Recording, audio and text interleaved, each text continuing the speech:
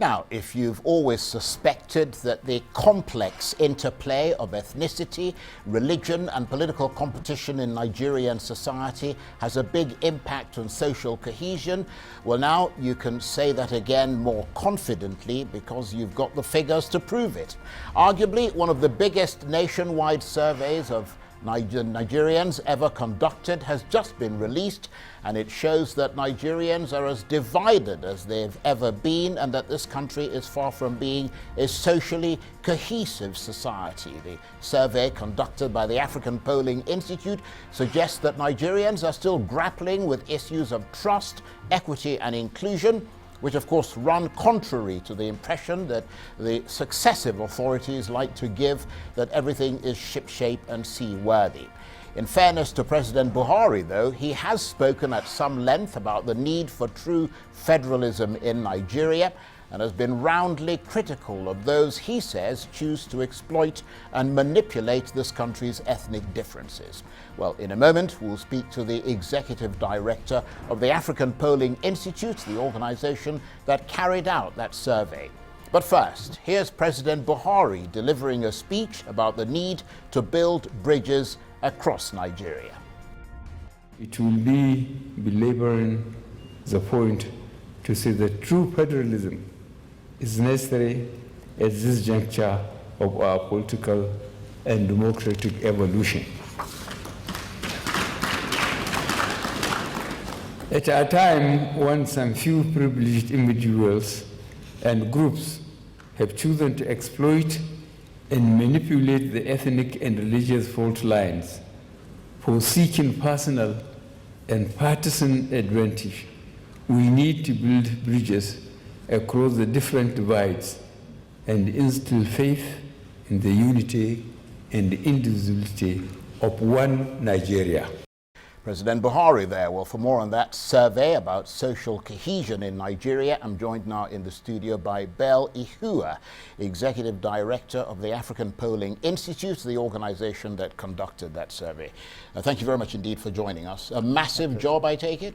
Yes, indeed. A massive job, nationwide sample across the entire 36 states of the country. Several thousand people? Yes, indeed. Over 5,000 people we contacted across the country and scientifically collected. Yeah. And just tell us, first of all, what you understand social cohesion, or certainly the way you interpret it to mean, because obviously that's a big central theme of the survey. Yes, indeed. You know, this concept of social cohesion is not new. Simply put, social cohesion has to do with the willingness of citizens to cooperate on two fronts. One, to survive, and the second, to prosper. So there could be the survival element of Nigerians. We're together, we're surviving. But secondly, are we prospering? So the talk of a socially cohesive nation or society is one which encourages inclusion, which fights marginalization, fights exclusion, and allows an identity to thrive that is national above every other ethnic or religious divide. And is there a reason why you chose that particular topic and at this material time? Because I'm wondering how you decide what you're going to survey and how much that is influenced by political developments in the country. Yes, indeed. We are, if you will, the barometers of the nation, and our work is to feel the pulse of the nation at every point in time. And looking at the country at the moment, Africa Polling Institute thought it wise to conduct this study, this survey, which extrays social cohesion in the country from the lens of 5 major indicators. So that's the indicator. Right. No, I'm going to get to that, but I'm just curious to know, you came up with a hypothesis, yes, did indeed. you, to say, well, from what we're hearing and just traveling around Nigeria meeting, I mean, you're Nigerian yes, yourself, indeed. meeting numerous people, we get the feeling that things are not as cohesive as they ought to be, and therefore we're going to carry out a massive survey in order to confirm that hypothesis. So when we go to the field all the time, and we just recently returned from the field, so we've been speaking to Nigerians on various subjects, but we think this is quite timely to run a survey of this nature and put it out so that policymakers can listen to what the survey is showing, advocates can listen, and everyone concerned about making Nigeria more united than divided should listen to what we have to say. Yeah, but why is it timely? That's what I don't understand. It's timely because if you look at the happenings in the nation, there are pockets of agitations here and there. There are pockets of sentiment. You know, if you look at the Southeast, the Biafra group is there. If you look at the Middle Belt, if you look at the West, all across the country, and we are not insulated from what is happening around us. As pollsters, our job should be to feel the pulse of the nation at every point in time. And this is one of those important issues. We believe it's our responsibility to take the bull by the horn and ask those difficult questions. Right. Well, let's just talk a little bit, first of all, about your methodology, which will help us gauge the authenticity and the accuracy of your survey and whether it measured accurately what it set out to measure.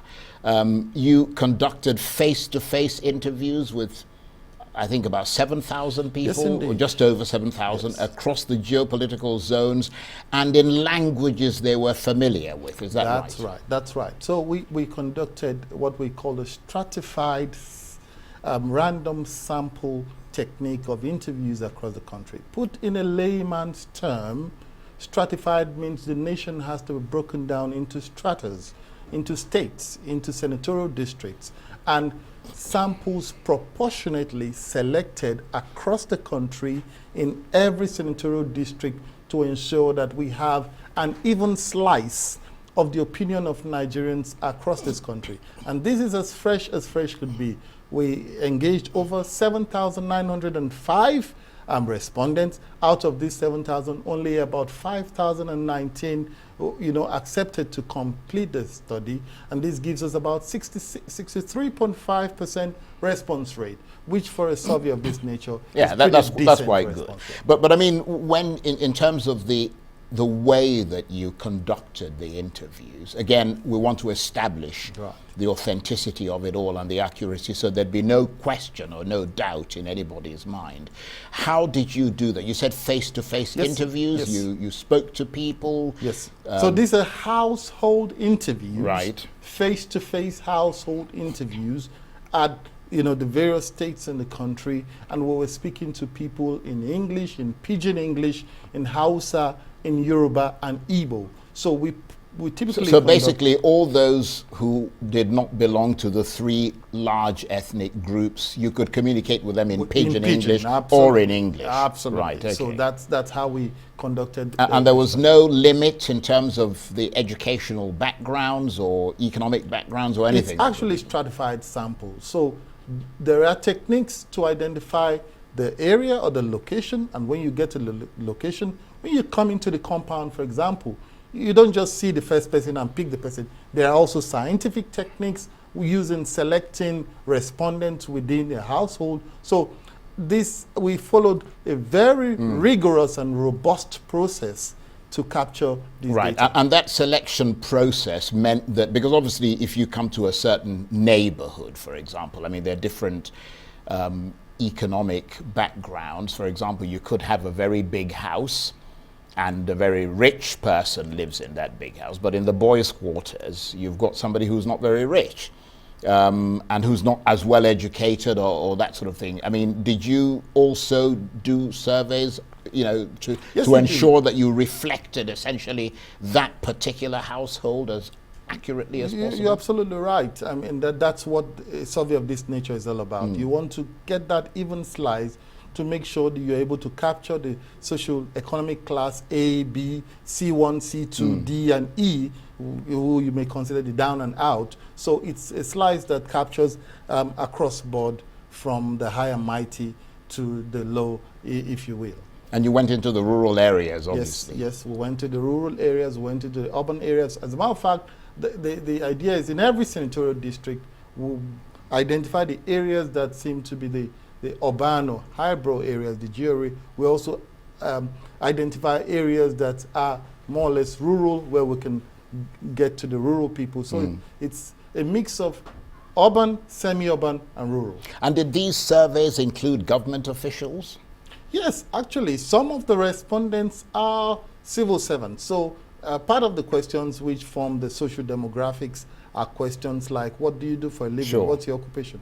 So we have, yes, civil servants, we have professional workers, we have students, we have corpers, we have religious leaders, we have, so a good spread, a good even slice, as well as a good balanced gender. So Politicians? yes, indeed. Local politicians, market leaders, opinion shapers within the community, different strata of people.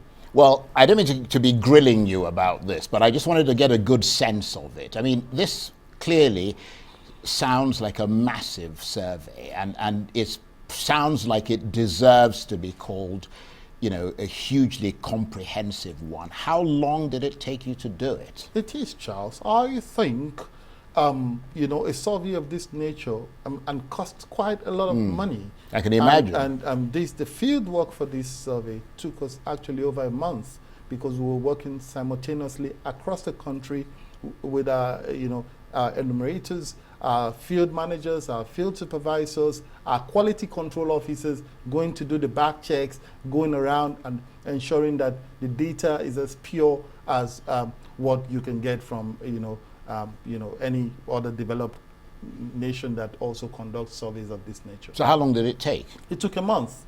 To complete the field work. Right. Took actually a month. Then, of course, we had to bring that back to the office, engage in some data cleaning, some data processing, began to do the analysis, and that also took some time, because you're trying to test variables, you're running statistical analysis, you're running coefficients, you're running deep statistical work like Cronberg alpha, Kolmogorov-Smirnov, some really, really great statistics we will have to conduct on the data to test for the validity, to test for robustness, to test for reliability, and all those tests have to be put in process before we bring out the result. Absolutely fascinating. We've set the parameters. We're now pretty sure that this went fine, and we'll come back and talk more about what you found in that survey. Stay with us. You're watching the Arise interview.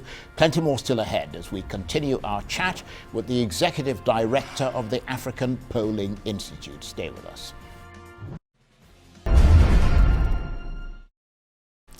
Welcome back to the Arise interview, where we speak to the newsmakers as well as ordinary people doing extraordinary things around the world and featuring the voices at the heart of the stories. I'm Charles Anyegolo. Now, as we mentioned at the outset, if Nigerians are serious about changing their country for the better and creating a more socially cohesive society that promotes inclusion, rejects marginalisation and provides opportunity for all, the government and people of this country had better stand up. And that is a matter of urgency, according to this survey, because it is one of the biggest surveys ever conducted in this country. Nigeria is most definitely not a socially cohesive society, according to that poll, and this is leading to a deepening of tensions across the land. Take a listen to one assessment coming from Nigeria's southeast region. Every sector of Nigeria's economy or administration, the commanding heights are denied Igbos. But in the areas where personal enterprise is required, the Igbos achieve all that you have described out of their own dint of hard work and ingenuity. You know that the Emir of Kano once went public saying... That's Lamida Sanusi. Yes, he went public saying that the conspiracy of the North and the Yorubas at the end of the war to marginalize Igbos from areas of political and economic control should really be revisited, because the bulk of the Igbo that this hate policy is visited on were not there during the war. And so it is unfair to do this. And that's John Nyanwode, who's the President General of the socio-cultural organization known as Ohaneze Ndibo, which is localized within the southeast region of Nigeria. And with me in the studio, as we continue our discussion here, is the Executive Director of the African Polling Institute, Bell Ihua. Thank you very much indeed for staying with us. And of course, listening to that confirms what you're saying about the divisions in this country. Yes, indeed. It does actually confirm the findings of this survey. But beyond that, it shows the findings of other regions of the country as well, not just the Southeast region. Right. You mean it confirms what you found? Confirms what we found across. Right. Okay. Well, we'll talk about that in a minute. But first of all, let's discuss the components, or to use another term, the indicators that you use to measure social cohesion in Nigeria. I understand there were 5 of them. Yes, indeed. And these 5 indicators came from the literature, not just something we conjured. So in the literature for social cohesion, there are a number of indicators, and the majorly 5. So the first is identity. How do the people or the citizens see themselves? Do they see themselves from the national paradigm, or do they see themselves from an ethnic or tribal lens? The second is the issue of trust. How do the people trust the state institutions? Do they trust that the state institutions have got their back, if you will? The third is the one of social justice and equity. Do the people think all Nigerians, for instance, are equal under the law, or there are some Nigerians more equal than others? And the fourth is patriotism. So in spite of whatever may be happening, are the people willing to cooperate with fellow citizens and work together to make the country a better place? And the fifth has to do with self-worth and future expectation. And future expectation, what do they see for the future of the country going forward?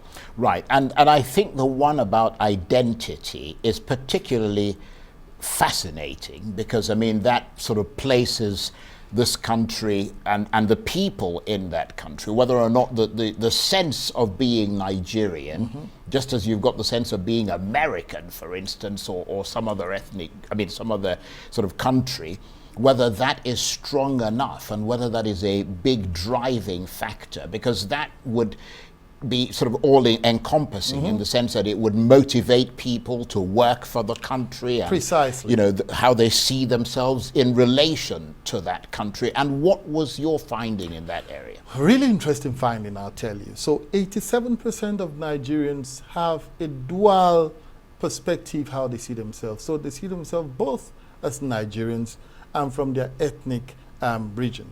From that 87%, we have at least 1 in 4, 25%, who see themselves first from their ethnic group and secondly as Nigerians.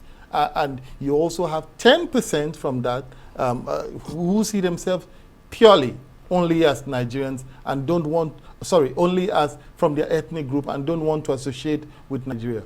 But when you come to those who see themselves more as Nigerians and less from their ethnic group, you have only about 5% of that population.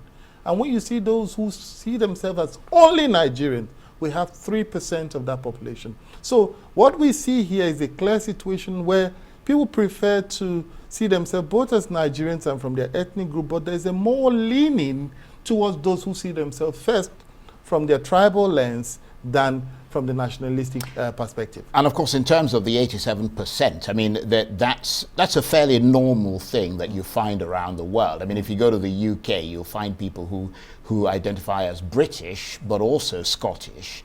And in America, somebody will say, oh, I'm Italian American, I'm Latino, Irish American, I'm African American, that sort of thing. So that's not unusual. That means that Nigeria is essentially, you know, part of the global community. But I suppose what is more concerning is that identification with ethnicity first.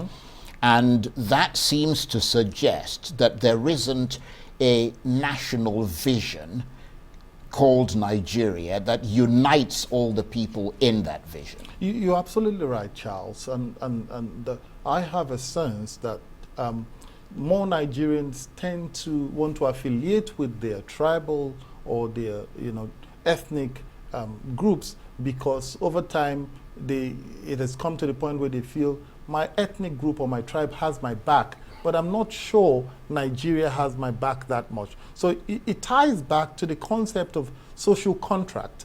if I am a responsible, law-abiding citizen of Nigeria, Nigeria as a country owes me certain rights, certain responsibilities for that social contract to, to be balanced and effective. So what we see here is a situation where we're seeing more allegiance to ethnicity and tribe than to Nigeria, the Nigerian dream. And I suppose it dovetails, or as we say in the business, segues nicely into the next component, which is equity and social justice, because it is in relation to equity and social justice that they see themselves as either identifying more with themselves as Nigerians or less with themselves as Nigerians. It does dovetail, and it cascades down to the issue of equity. So the main question under the equity is, do you think all Nigerians are equal under the law? And interestingly, 70% of Nigerians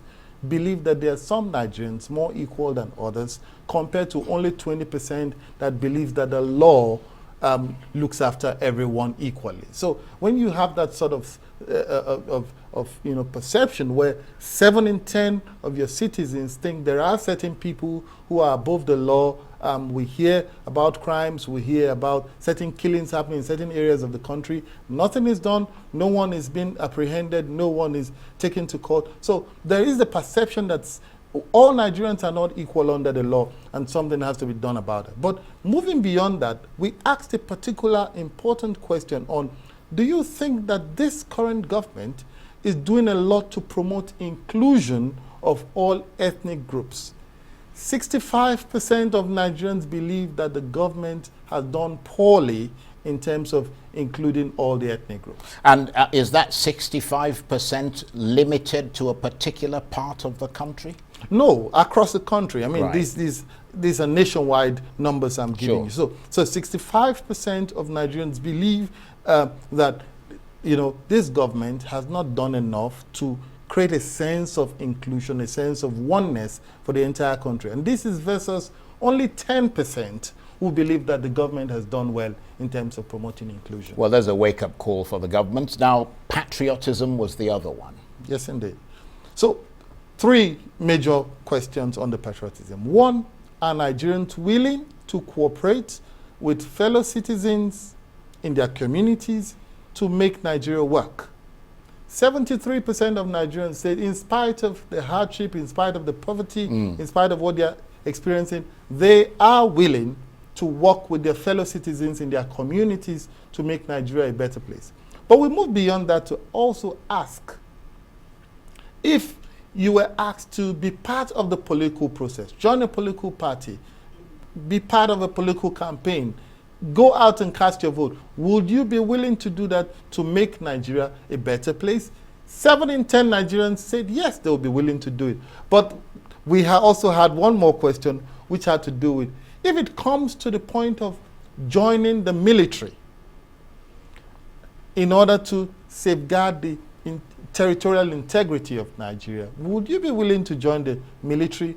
But we had only 48% of Nigerians who said yes, they'll be willing, and 35% who said no, they won't. And it's like, well, I don't want to be hacked to pieces by Boko Haram. So yes, indeed. While I'm willing to work with members of my community, while I'm willing to be part of the political process, I may not necessarily be willing to give my life. And the last one was very briefly self-worth and future expectation. Yes, indeed. I mean, self-worth ties back to the question, or which we asked under identity. So the second major question was, would you say Nigeria is much more united today or divided than the country was 4 years ago?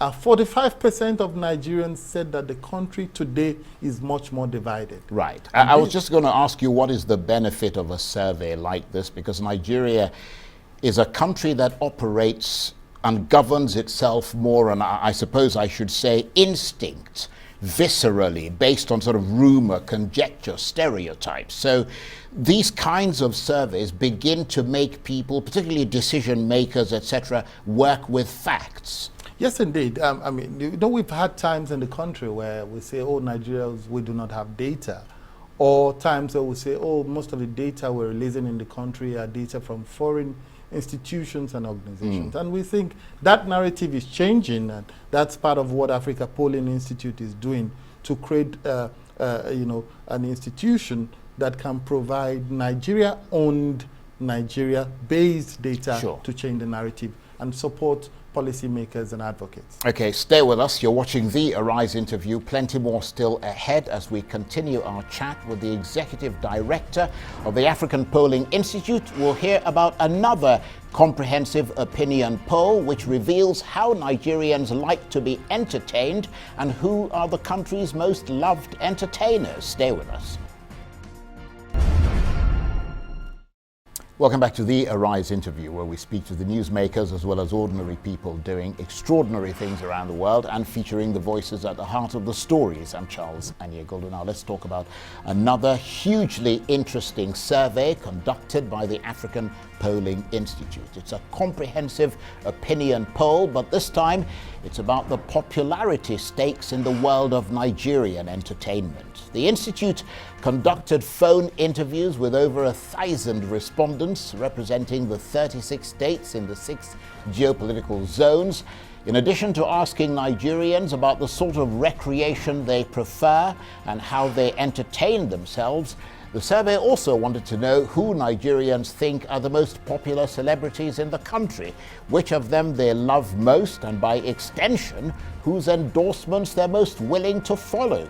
Topping the list, and I should perhaps have a drum roll here, the poll revealed that Davido, Tiwa Savage, Odunlade Adekola, Mercy Johnson, Basket Mouth, and Emanuela of Mark Angel Comedy are the kings and queens of Nigeria's entertainment industry.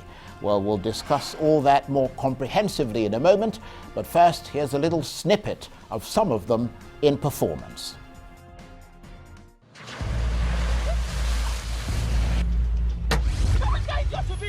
I didn't stop my car. You crazy for that question when you ask me now. No, stop. What? Get up! Are you? Get up! No, get up! You slapped me! Do you know who I am? The grand prince of this kingdom! You want water to drink? Good for you! Get up! See your papa will burn you! Don't ever drink up for the matter! Zara! You don't crazy? Something they worry you? For this area?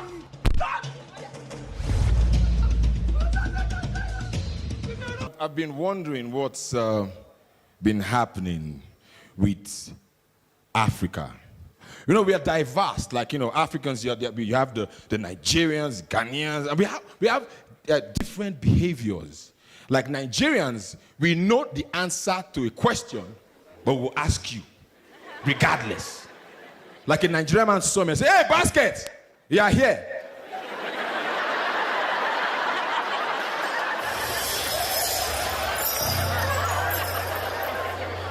I said, "Yes." But sometimes I try to be sarcastic. When some people come, "Hey, Basket, so you are here." I said, "No, I'm sleeping at home." Try to be sarcastic sometimes, because some people can ask the most annoying questions, especially Nigerians. They will see you eating, they'll come to you and say, "Hey, Tunde, so you are eating?" Say, "No, I'm swimming, idiot." Give them a stupid answer. To settle this thing tonight, yeah. Come, let us catch some feelings for night, yeah. And if you tell me, say make a bello, I don't go waste time, but to do like so, bello. Everybody be joke, this love, yeah. This loving, no be chop and go, hey. Not because of you, I get to go strong. All over. This feeling got me falling. All over. Get tired of something they do me for body, oh. All over. I make we spend this money, oh. And that's the absolutely gorgeous Tiwa Savage there. There was a big sort of, groove going on in the gallery there because they're all into her, but also Basket Mouth. Anyway, once again, I'm joined by Bell Ihua, Executive Director of the African Polling Institute. Great stuff, great work you're doing there. My pleasure. And that list is really interesting. I think a lot of people would generally agree, but then I suppose it syncs with with the survey that you conducted, basically, that these are the people who are the kings and queens of the entertainment industry. I actually remember, very interesting, walking into a nightclub in Mayfair, which is the heart of central London, and having them, I mean, I was just absolutely blown away. This was maybe 2 years ago or so, and suddenly in the middle of the sort of disco being played, they play Eminado, Tiwa Savage, and the entire floor just went absolutely bonkers. I also remember meeting this actor that I know in Nigeria who called me up in London. I wanted to go out to a nightclub, and he came up, I met him somewhere, and who was in the car with him? Basket Mouth. So we all had a fantastic evening at a nightclub, and he's actually very tame gentleman when you meet him in real life. But nevertheless, enough about my sort of personal journeys here. Why did you undertake this survey? Okay, thanks. If you will, this is one of those soft surveys that we run. So we do the very serious stuff: governance, social cohesion, democracy, the economy, and stuff like that. But we also go for the soft stuff, like sports, like the entertainment. So this is one of those soft surveys. So the idea for this survey came when we got back from the field from a major study we were doing for one of the development sector organizations. So we just returned from the field and we were sort of debriefing. So I spoke to my colleagues and said, what did you notice on the field? And they said, Nigerians, we see Nigerians complaining, saying how hard the economy is, how harsh things are. But we also observe that in every little corner you see some groove going on. Absolutely. You listen to some music being played. You see a small TV, some Nollywood film being showed. You get to some drinking joint. You see, films or music. So, in spite of the odds, very entertainment sort of focused country. You understand? So, I think this started off like, how do Nigerians recreate? How do Nigerians entertain themselves? And that then went down to, who do they consider their top, Nollywood actor, their top, musical artist, their top comedian in the country. So that's how this survey came about. Right, and so you went out again across the whole of the country, but a smaller sample. Yes, indeed. This we didn't go out. This is telephonic. But okay, yeah, it's telephone, telephonic. right. We also make use of samples. So right. we have to have stratified samples across the country. Right. Again, split the country into states and proportionately randomize and select from that sample. So right. yes, 1,430 samples here for this particular study that showed how Nigerians recreate and entertain themselves. So 5 major ways Nigerians recreate and entertain themselves. And how are those? What ways? So first is that they watch movies. They watch loads of movies. And of course, it doesn't matter where. It doesn't necessarily mean going to the cinema. No. Right. In fact, most means watch it on their phones watching on their phone or watching at home. So first, they watch movies. 2, they listen to music either on their radio or on their phones. 3, they rest and simply sleep at home. And 4, they hang out with family and friends. And right. 5, they engage in religious activities. I like that. I was going to say, if that one wasn't there, it wouldn't be Nigeria, would it? Yes, indeed, yes. Right, and how did I know that people like Tiwa Savage topped the list for female performers, female musicians. That's right. Who were the people who came after? It must have been, I'm looking at maybe the first 3, 4 for each category. So we have the likes of Tiwa Savage, we have Simi, right. we have Tenny the entertainer, and we also have the likes of Tope Alabi, Yemi Alade, Sinach.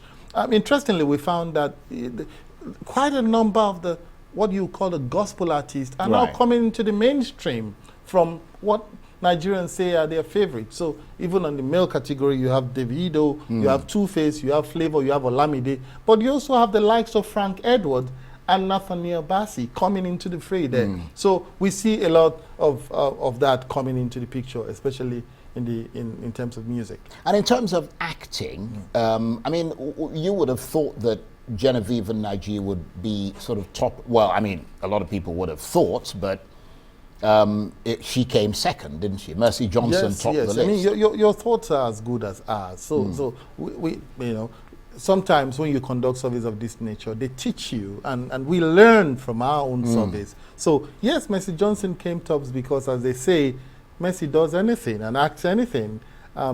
Genevieve sometimes can be quite selective on the kind of roles and the kind of, but Mercy does anything really. So, and of course, Rita Dominique, who is somebody I know, she sort of came bottom of the list in terms of, I mean, not bottom of the list, but bottom of the first sort of 10 or first 5 Mercy, or something. We have Rita Dominique, we have Omoni Oboli, we have Funke Akindele, who came tops. We also have the likes of Helen Paul. We have a number of the female artists, Chioma Chukwuka, and a number of them.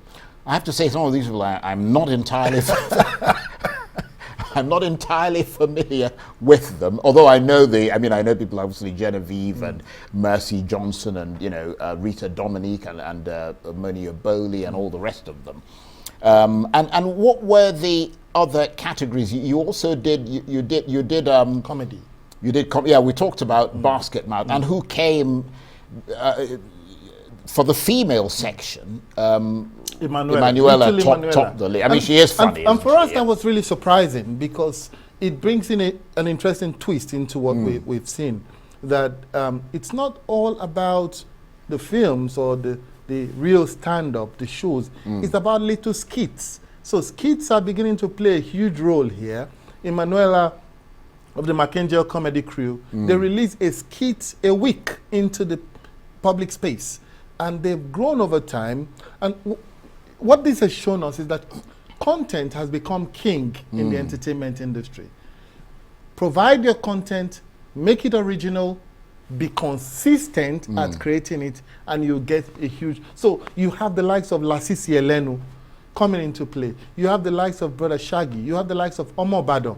These are people who came in through little skits, less than 1 minute skits, but with the consistency and putting that out there, they become very huge, having over 1 million followers on Instagram, for example, and the rest of that. And there's also a sense of balance there, isn't there? Because you've got those who are fairly new and sort of fresh, and then you've got those with a lot of longevity like Basket Mouth, but they clearly have not been forgotten. Yes. And they seem to have moved higher up the pecking order now. Yes, so you still see the likes of, even coming to music or coming to Nollywood, you still see the likes of Two-Face featuring strongly. Right, Two-Face. P-Square was there as well. And we observed that Nigerians still recognize P-Square as a duo. Yeah, which is quite interesting, not isn't as it? Rude Boy or Mr. P. Very interesting. But if you also look at Nollywood, so you'll have legends like Peter Doche still featuring. Okay, let me ask you to hold that thought. We'll talk about it more in a minute. You're watching the Arise interview. Plenty more still ahead as we continue our chat about the kings and queens of Nigeria's entertainment industry. Stay with us.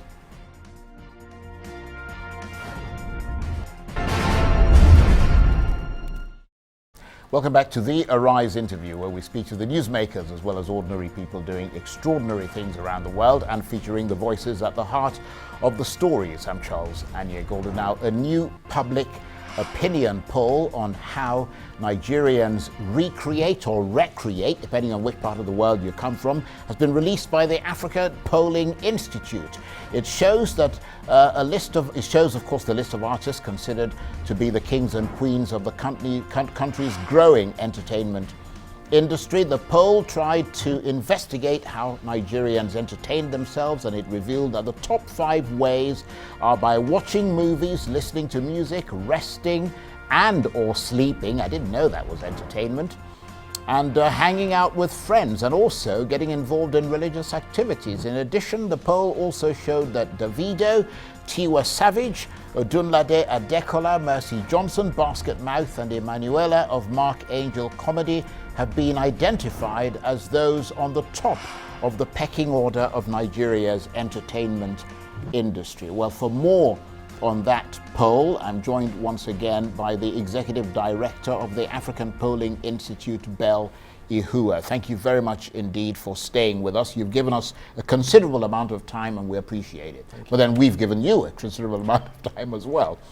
But I mean, talking about the entertainment industry and the survey that you conducted, very comprehensive, very instructive. One of the things that you mentioned that stood out is the fact that there are lots of regional artists who are popular in particular regions, but who are not necessarily known very much on the national stage. Yes, indeed. There are some of them who are known. There are some who are not known. So, Adekola, for example, started out as a Yoruba, actor, but gradually came into the fray.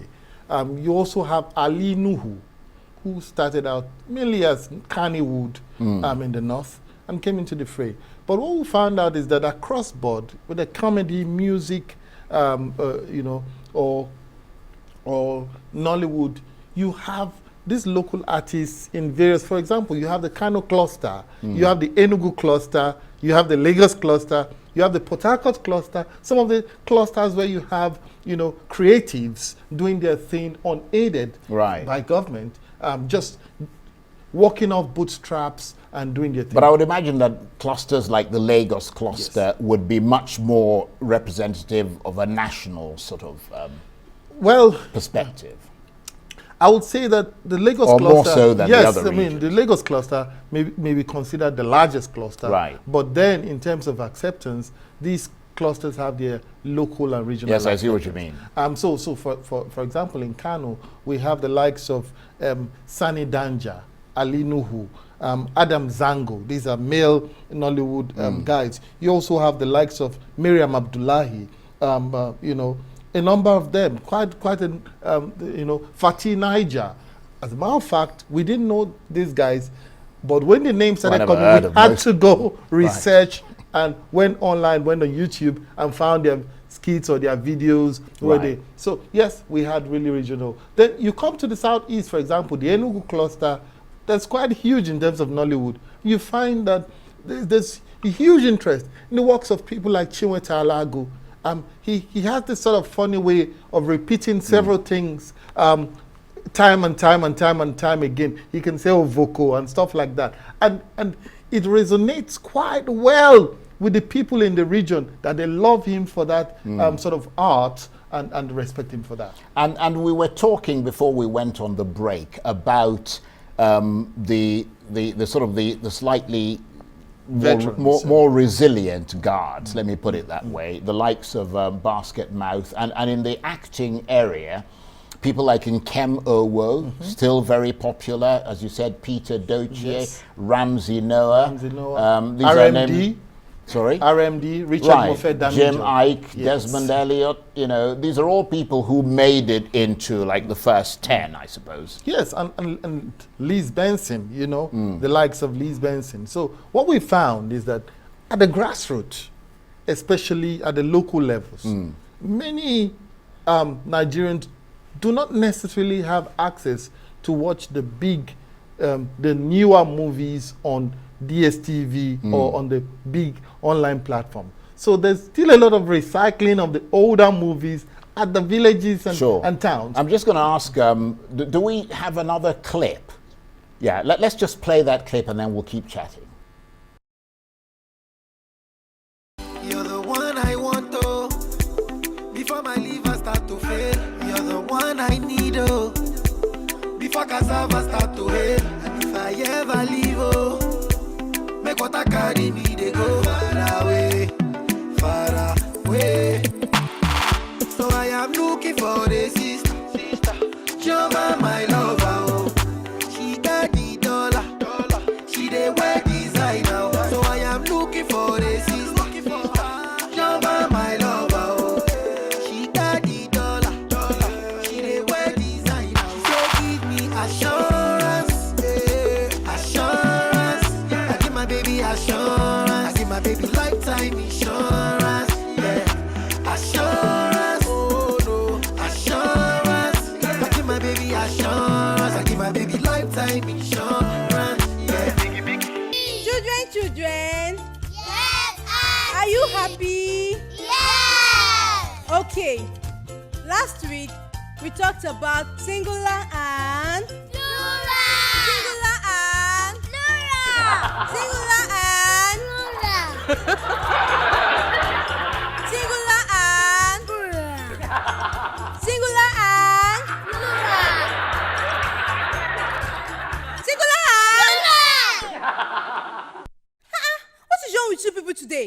Do you want to do something else? Yeah! Okay, so Jess, what do you want us to do together? Okay, Motula. Let's go play the sick. Go! Okay, Chukwemeka.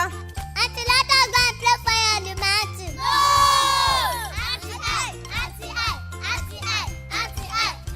Okay, Manuela.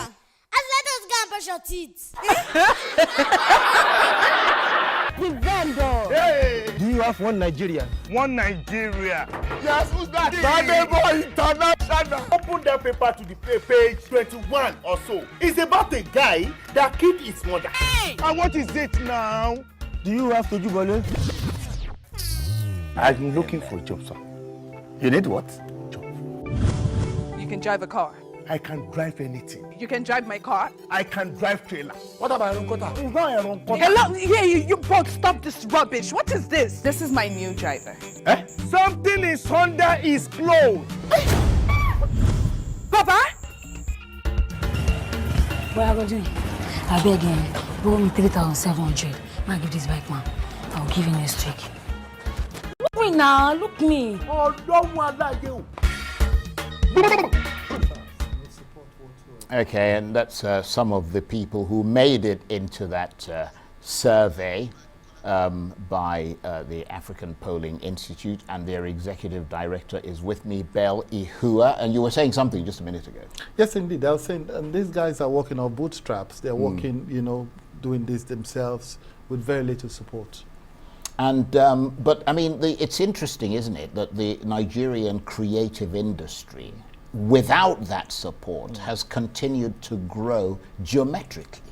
Yes, indeed, and we see a trend where it will continue to grow. So PwC, I think, released a report in 2017 or 2018. That's the accounting firm. Yes, and stating that the industry brought in about $18 million, I think, and projected that within the next few years that may hit almost about $60 million, just bringing in annually. And so, what is happening is, in spite of, not with the support of, government. So, and you could get a lot more. Our Nollywood currently is considered the second largest in terms of production of movies on a yearly basis, and that over 2,000 movies shot in a year. And that goes to tell you how the growth is happening, and we see this growth trajectory going further. Well, Bell, you're an absolute bell. Ding-a-ling-a-ling. Well, thank you very much indeed. We appreciate your coming in, and we appreciate your availing us of the comprehensive work that you're doing there, and keep doing it. Bell Ihua is the Executive Director of the African Polling Institute. Well, that's it for this edition of The Arise Interview. Join us again for a fresh edition tomorrow. From me and the entire team here in Abuja, bye-bye, and thank you for watching.